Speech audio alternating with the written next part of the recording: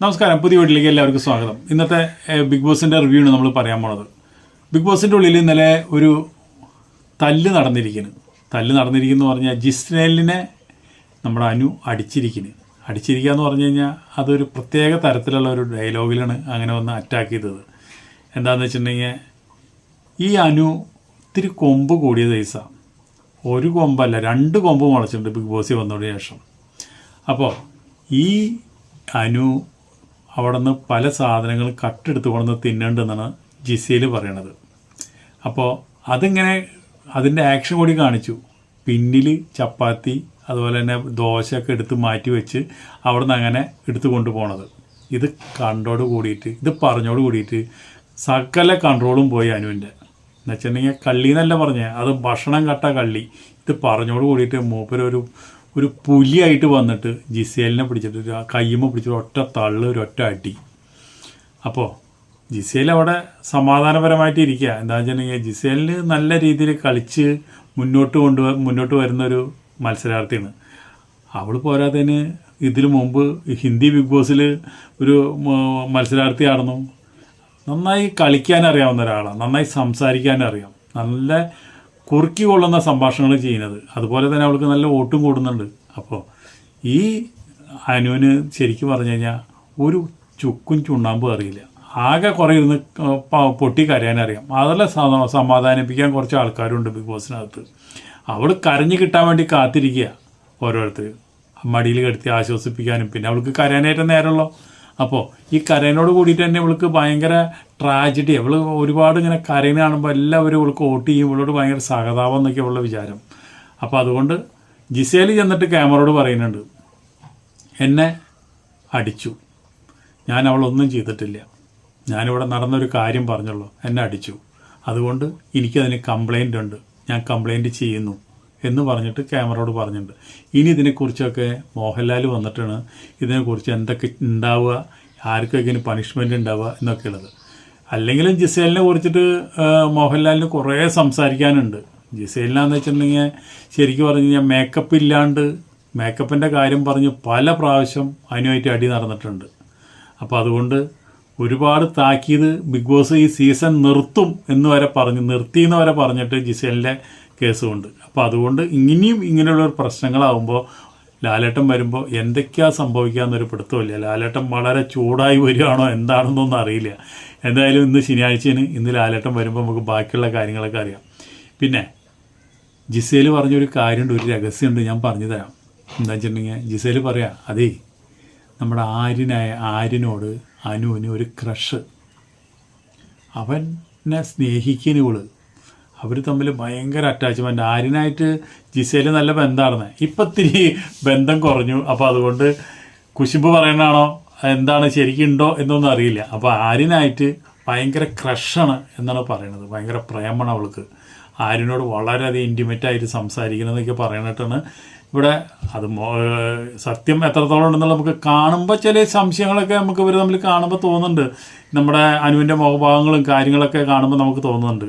അതിനേക്കാളും വലിയ രസം എന്താ വെച്ചിട്ടുണ്ടെങ്കിൽ അനു ബാത്റൂമിലേക്ക് പോയിട്ട് അവിടെ നിന്ന് തിരിച്ചു വന്നിട്ട് എല്ലാവരുടെ ചെകിടുകളിലും ചെന്ന് എന്തൊക്കെയോ ചെറുക്കണ്, പിന്നെയും ചെറുക്കിന്. അതിൻ്റെ ജിസേലിനെ നോക്കും, ജിസേലിനൊന്നും മനസ്സിലാവാത്ത പോലെ ജിസേൽ നോക്കുന്നുണ്ട്. ഇത് കണ്ടപ്പോൾ ജിസേലിന് എന്തോ കുരുപൊട്ടി. അപ്പോൾ അനു ഒരാളോട് പറയണത് നമ്മൾ കേൾക്കണ്. എന്താണ്, ഞാൻ മൂത്രം ഒഴിക്കാനായിട്ട് ബാത്റൂമിൽ ചെന്ന് നോക്കിയപ്പോൾ എൻ്റെ അവിടെ നീളത്തിലൊരു കണ്ടി കിടക്കണം. ആരും ഫ്ലഷ് അടിക്കാണ്ട് മൂത്രം ഒഴിക്കലും തൂറലും കഴിഞ്ഞിട്ട് ഫ്ലഷ് അടിക്കാണ്ട് പോന്നിരിക്കുക. ഞാനത് കണ്ടോടുകൂടി എനിക്ക് ഛർദ്ദിക്കാൻ വന്നു. ഞാൻ വേഗം ഇങ്ങോട്ട് പോന്നു. ഈ വീട്ടിലുള്ളവർക്ക് ഒരു മാന്യം മര്യാദയൊക്കെ ഇല്ലേ?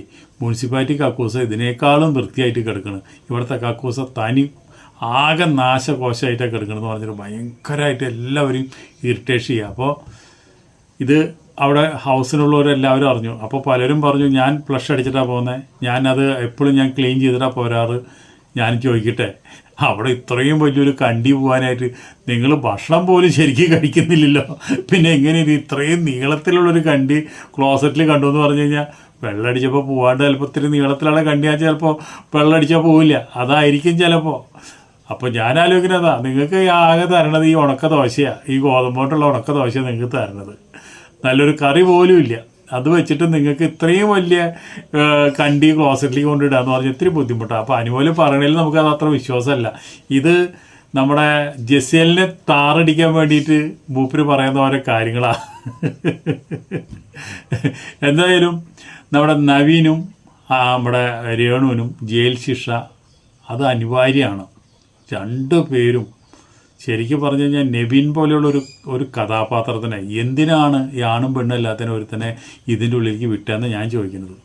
ഇവന് പെണ്ണുങ്ങളെ മാക്സിമം മൂപ്പര് മുതലെടുക്കുന്നുണ്ട്. ജസീൽ എവിടെ ഇരിക്കുന്നു അതിൻ്റെ അടുത്ത് നെവിനുണ്ട്. നെവിൻ എന്താണ് ജസീലിൻ്റെ തുടയിൽ കൈയും വെച്ചിട്ടായിരിക്കുന്നത്. അതിനങ്ങനെയൊന്നും ഇല്ല കേട്ടോ. ജസീലിന് അങ്ങനെയുള്ള വിഷയങ്ങളും കാര്യങ്ങളൊന്നും നോക്കിയിട്ടല്ല, അത് മുഴുവൻ ഈ കളിയിൽ ശ്രദ്ധിച്ചിട്ടാണ് എല്ലാവരും ഇരിക്കുന്നത്. ഇവനാന്ന് വെച്ചിട്ടുണ്ടെങ്കിൽ എല്ലാവരുടെ അടുത്തും കളിയുടെ കോമാളി പോലെ ചെന്ന് മാക്സിമം മുതലെടുക്കുന്നുണ്ട്. ഇപ്പം അനുവിനെ നാളെ രാത്രി 12 മണിക്ക് പറഞ്ഞാൽ എന്താ, ഇവൻ വന്ന് എൻ്റെ അടുത്ത് കിടക്കുക, എന്നെ കെട്ടിപ്പിടിക്കാൻ നോക്കുക, ചേഷ്ടകൾ ഓരോന്ന് കാണിക്കുക. അപ്പോൾ ഇവൻ ആണും പെണ്ണും അല്ല എന്ന് പറഞ്ഞപ്പോൾ പെണ്ണുങ്ങളോട് ഇഷ്ടം ഉണ്ടാവില്ല ഇങ്ങനെയുള്ള ആൾക്കാർക്ക്, ആണുങ്ങളോട് കൂടുതൽ താല്പര്യം ഉണ്ടാവുക. അപ്പോൾ ഇവൻ എന്താണ് ഇങ്ങനെ ഇവൻ്റെ ജെൻഡർ എന്താണെന്ന് ഇതുവരെ വിശദീകരിച്ച് നമ്മളോട് പറഞ്ഞിട്ടില്ല. ഇവൻ്റെ നടപ്പും കാര്യങ്ങളും മറ്റുള്ള കാര്യങ്ങളൊക്കെ കാണുമ്പോൾ നമുക്ക് മനസ്സിലാവാം ഇതൊരു ചാന്തുപൊട്ടാണെന്നുള്ളത്. അത് ഇതുവരെ പറഞ്ഞിട്ടുമില്ല. അതുപോലെ തന്നെ രേണുവിനെ ഈ ബിഗ് ബോസിൻ്റെ അകത്ത് എന്തിന് കടത്തി വിട്ടു എന്ന് എനിക്ക് ഒരു പിടുത്തമില്ല. ഒരു ഹെൽത്തി ഇല്ല. എന്തെങ്കിലും ഒന്ന് ഓടി ഒരു ടാസ്ക് കളിക്കാൻ അറിയില്ല, വായ തുറന്ന് സംസാരിക്കാൻ അറിയില്ല. ഇങ്ങനെ ഒരു മത്സരാർത്ഥിനെ കൊണ്ടുവന്നിട്ട് സോഷ്യൽ മീഡിയയിൽ ഒരുപാട് തെറി കേൾക്കുന്നുണ്ട് നമ്മുടെ ബിഗ് ബോസ്. അപ്പോൾ ഇന്നലെ തന്നെ ഓടിയിട്ട് തലകുത്തി ദേ എടുക്കണം, എന്നിട്ടിപ്പോൾ പരിക്ക് പറ്റിയിട്ടുണ്ട്. ഇതൊന്നും ബിഗ് ബോസിനോട് പറഞ്ഞിട്ട് കാര്യമില്ല. ഇങ്ങനെയുള്ള കാര്യങ്ങളെല്ലാം ഇവിടെ ഉണ്ടാവുമെന്ന് പറഞ്ഞിട്ട് തന്നെയാണ് ഇവിടെ ഇതിൻ്റെ ഉള്ളിലേക്ക് കയറി വന്നേക്കുന്നത്. പിന്നെ നമുക്ക് പറയാനുള്ള അനീഷ് കിടന്ന് വെറുപ്പിക്കല. അനീഷ് എന്താണ് ഒരു ടാസ്ക് കൊടുക്കണം അവിടെ? എന്ത് കാര്യത്തിനും ആവശ്യമുള്ളതിനും കൂടിയിട്ട് കിടന്ന് ബഹളടിച്ചിട്ട് അത് ടാസ്ക് കളിയല്ല. ഇപ്പോൾ അവിടെ ശരിക്കും നമുക്ക് മനസ്സിലാവുന്നത് അവിടെ ടാസ്ക് കളിക്കുന്നതും നല്ല രീതിയിൽ എല്ലാവരോടും പെരുമാറുന്നതും മുഖം നോക്കാണ്ട് സംസാരിക്കുന്നതും നമുക്ക് ഇഷ്ടപ്പെട്ട ഒരു മത്സരാർത്ഥി എന്ന് പറഞ്ഞാൽ ഷാനവാസാണ്. അദ്ദേഹത്തിൻ്റെ ഒരു അതിർവരമ്പ് കടക്കാണ്ടാണ് മൂപ്പര് അവിടെ നിന്നിട്ട് കളിക്കുന്നത്. ആ കളി എല്ലാവർക്കും വളരെ ഇഷ്ടമാണ്. ആൾക്ക് ഇപ്പോൾ 1-ാം സ്ഥാനത്ത് വന്നിരിക്കുന്നതും ഈ ഷാനവാസ് തന്നെയാണ്. 1-ാം സ്ഥാനത്ത് നിന്ന അനു 2-ാം സ്ഥാനത്തിലേക്ക് മാറി കൊടുക്കേണ്ടി വന്നു. 2-ാം സ്ഥാനത്തിന് വേണ്ടിയിട്ട് ജിസേലും നമ്മുടെ അനുമോളും തമ്മിൽ നല്ല വോട്ടിങ്ങിൽ ഭയങ്കര കോമ്പറ്റീഷൻ നടക്കുന്നത്. ചിലപ്പോൾ ഈ 1 മണിക്കൂർ മുമ്പ് വരെയുള്ള വോട്ടിങ്ങാണ് ഞാൻ പറയണത്. ഇനി അവിടെ നിന്ന് അങ്ങോട്ട് വെള്ളിയാഴ്ച രാത്രി 11 മണി വരെയുള്ള വോട്ടിങ്. ഇനി അവിടെ നിന്ന് 1 മണിക്കൂർ വോട്ടിങ്ങുള്ളൂ. ഈ 1 മണിക്കൂറിൻ്റെ വോട്ടിങ് നമുക്ക് കിട്ടിയിട്ടില്ല. അതിനി അനുവിനെ പിന്തള്ളിക്കൊണ്ട് ജിസേലും മുമ്പിലേക്ക് കയറുമോ എന്ന് ചോദിച്ചു കഴിഞ്ഞാൽ നമുക്ക് അറിയില്ല. ഈ പ്രാവശ്യം ഏറ്റവും അധികം വോട്ട് കുറവ് നമ്മുടെ ശൈത്യ ബിൻസി, 2 കടാണ്. ബിഗ് ബോസ് ഇത്രയും ഇൻ്റർവ്യൂവും കാര്യങ്ങളൊക്കെ നടത്തിയിട്ട് എത്രയോ നല്ല മത്സരാർത്ഥികൾ പുറത്ത് ഇങ്ങനെ ഒരു സ്റ്റേജിന് വേണ്ടി, ബിഗ് ബോസ് സ്റ്റേജിന് വേണ്ടി കാത്തിരിക്കുന്നു. അവരൊക്കെ തള്ളിക്കളഞ്ഞുകൊണ്ട് ഇങ്ങനെയുള്ള വാഴകളെ കൊണ്ടുവന്ന് വായ തുറന്നൊരു കാര്യം സംസാരിക്കാനറിയാത്ത ഈ വാഴകളെ കൊണ്ടുവന്ന് വെച്ച് ഈ പ്രേക്ഷകരെ എന്തിനാണ് ഇങ്ങനെ ബോറടിപ്പിക്കണമെന്ന് ഒരു പിടുത്തമില്ല. പിന്നെ ഒരു കണ്ടൻറ്റ് എപ്പോഴെങ്കിലും വായ തുറന്ന് പറഞ്ഞ് എന്തെങ്കിലും ഒരു കണ്ടൻറ്റ് പറയാനായിട്ട് ഒരിക്കലും അറിയില്ല. ആകെ അവിടെ നമുക്ക് ഷാനവാസ് കഴിഞ്ഞാൽ നമുക്ക് പറയാനുള്ള ഒരൊറ്റ വ്യക്തി, 2 പേരെ നമ്മൾ പറയാൻ പറഞ്ഞു കഴിഞ്ഞാൽ നമ്മൾ അപ്പോൾ പറയുന്നത് എന്താ വെച്ചാൽ ആര്യനെയാണ്. ആര്യൻ നല്ല രീതിയിൽ കളിക്കുന്നുണ്ട്, ടാസ്കൊക്കെ വളരെ ഭംഗിയായി കളിക്കുന്നുണ്ട്. അതിന് ടാസ്കിൽ തന്നെയാണ് മൂപ്പര് ശ്രദ്ധ. പിന്നെ ചെറിയൊരു ശ്രദ്ധ മൂപ്പർക്ക് നൂറയുടെ മേലുണ്ട്. അത് അവർ ഇടയ്ക്കിടയ്ക്കൊന്ന് നോക്കാറും അവർ അങ്ങോട്ടും ഇങ്ങോട്ടും നോക്കലൊക്കെ ഉണ്ട്. പക്ഷേ എന്തൊക്കെ ഉണ്ടെങ്കിലും ആര്യനല്ല അതിൻ്റെ ഉള്ളിൽ ആരൊക്കെ എന്തൊക്കെ കളിച്ചു കഴിഞ്ഞാലും ഇവരെ 2 പേരെ ആ സ്നേഹബന്ധം പൊളിക്കാനായിട്ട് ഇനി അവിടെ ആണായി പറഞ്ഞവരാരും ഉണ്ടാവുമെന്ന് എനിക്ക് തോന്നുന്നില്ല. അവരെല്ലാവരോടും ഒരു പരിധി വിട്ട് അപ്പുറത്തേക്ക് അവർ 2 പേരും കടക്കില്ല. അതാണ് അവർ നല്ല 2 കുട്ടികളാണ്. അവർക്ക് എങ്ങനെ ഇത്രയും ഭംഗിയായിട്ട് ബിഗ് ബോസിൽ വന്ന് നിൽക്കേണ്ട ഒരു ചീത്തപ്പേര് കേൾക്കാണ്ട്, ബിഗ് ബോസിൽ ഒരു തെറിയും പറയാണ്ട് നല്ല വാക്കുകൾ മാത്രം സംസാരിച്ച് നിൽക്കുന്ന അവർ ഭാര്യയും ഭർത്താവും. അത് നമുക്കൊരു വലിയൊരു ബിഗ് ബോസിലെ ഏറ്റവും വലിയൊരു പ്ലസ് പോയിൻ്റാണ് അത്. അവരെ കാണുമ്പോൾ തന്നെ നമുക്കറിയാം അവരങ്ങനെ ഒരു കാര്യത്തിലും അവർ മുന്നിട്ടിറങ്ങില്ല. അവരൊരു കാര്യം ആവശ്യമില്ലാത്തൊക്കെ സംസാരിക്കില്ല, ആവശ്യത്തിന് മാത്രമേ സംസാരിക്കുള്ളൂ. അപ്പോൾ ഒരു ഈ പ്രേമത്തിൻ്റെ കാര്യം പറഞ്ഞത് ഇസയിൽ പറഞ്ഞത് എന്താണ് ശരിയാണോ തെറ്റാണോ എന്ന് നമ്മൾ നോക്കുക. മാക്സിമം ആൾക്കാരെ വോട്ടിംഗ് പാറ്റേൺ ഞാൻ അതിൽ കൊടുത്തിട്ടുണ്ട്, ഫോട്ടോയിൽ വെച്ചിട്ടുണ്ട്. അതനുസരിച്ചായിരിക്കും ഇന്നലത്തെ കളികൾ. ഇപ്രാവശ്യം മോഹൻലാൽ വരുമ്പോൾ മോഹൻലാലിന് ഒരുപാട് കാര്യങ്ങൾ സംസാരിക്കാനും അതുപോലെ ഒരുപാട് കാര്യങ്ങൾ മോഹൻലാലിന് മനസ്സിലാക്കാനുമുണ്ട്. അതുപോലെ തന്നെ കുറേ കൂതറ കളികളാണ് ഈ ആഴ്ചയൊക്കെ കളിച്ചത്. ഈ ആഴ്ച കളിച്ചതിലും നമുക്കിപ്പോൾ വെറുതെ കിടന്ന് തിക്കുന്നവർക്കും കൂട്ടലും കണ്ടൻറ് ഇല്ലാതെയും അതുപോലെ തന്നെ വെറുതെ കുറേ തെറി പറയുന്നതും കുറേ അടിക്കാൻ നോക്കുന്നതും അപ്പാനി ശരത്തിൻ്റെ കുറേ പട്ടി ഷോയും ഇതൊക്കെയാണ് നമ്മൾ ഈ പ്രാവശ്യം കണ്ടത്.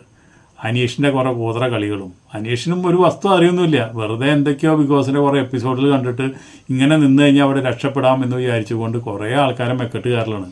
അതിലൊന്നല്ല കളി, അതൊന്നല്ല ഈ ബിഗ് ബോസ് കളി. ബിഗ് ബോസ് ഇങ്ങനെയല്ല കളിക്കേണ്ടത്. അപ്പോൾ അതുകൊണ്ട് ഇത്രയും പറഞ്ഞുകൊണ്ട് നമ്മൾ ഇന്നത്തെ റിവ്യൂ നിർത്തുകയാണ്. നമുക്ക് എത്രയും പെട്ടെന്ന് മോഹൻലാൽ വന്ന റിവ്യൂ ആയിട്ട് നാളെ വരാം. അതുവരെ നിങ്ങൾക്ക് എല്ലാവർക്കും നന്ദി, നമസ്കാരം.